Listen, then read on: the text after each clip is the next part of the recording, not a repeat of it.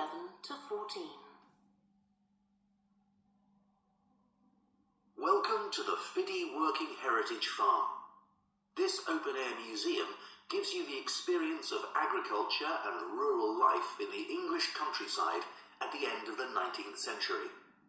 So you'll see a typical farm of that period, and like me, all the staff are dressed in clothes of that time. I must give you some advice and safety tips before we go any further. As it's a working farm, please don't frighten or injure the animals. We have a lot here, and many of them are breeds that are now quite rare. And do stay at a safe distance from the tools. Some of them have sharp points, which can be pretty dangerous, so please don't touch them. We don't want any accidents, do we? The ground is very uneven, and you might slip if you're wearing sandals, so I'm glad to see you're all wearing shoes. We always advise people to do that. Now, children of all ages are very welcome here, and usually even very young children love the ducks and lambs, so do bring them along next time you come. I don't think any of you have brought dogs with you, but in case you have, I'm afraid they'll have to stay in the car park unless they're guide dogs. I'm sure you'll understand that they could cause a lot of problems on a farm.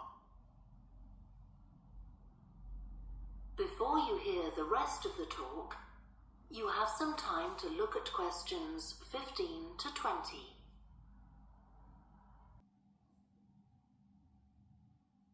Now let me give you some idea of the layout of the farm.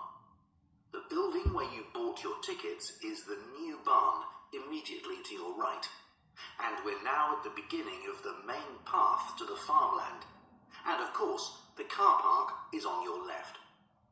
The scarecrow you can see in the car park in the corner beside the main path is a traditional figure for keeping the birds away from crops. But our scarecrow is a permanent sculpture. It's taller than a human being, so you can see it from quite a distance. If you look ahead of you, you'll see a maze. It's opposite the new barn, beside the side path that branches off to the right, just over there. The maze is made out of hedges which are too tall for young children to see over them, but it's quite small, so you can't get lost in it. Now, can you see the bridge crossing the fish pool further up the main path?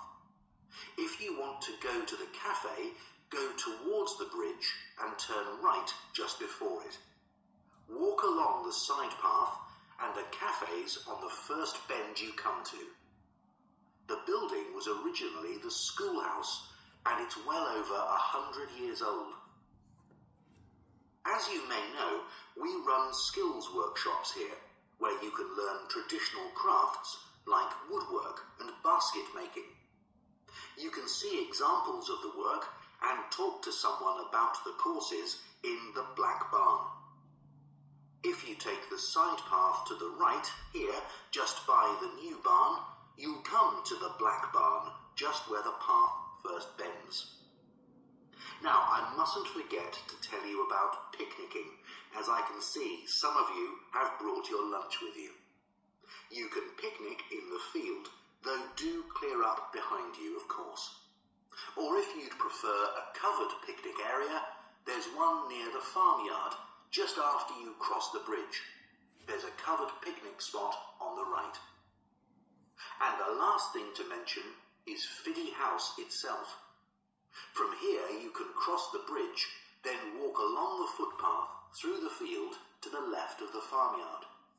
That goes to the house, and it'll give you a lovely view of it. It's certainly worth a few photographs, but as it's a private home, I'm afraid you can't go inside. Right, well, if you're all ready, we'll set off on our tour of the farm.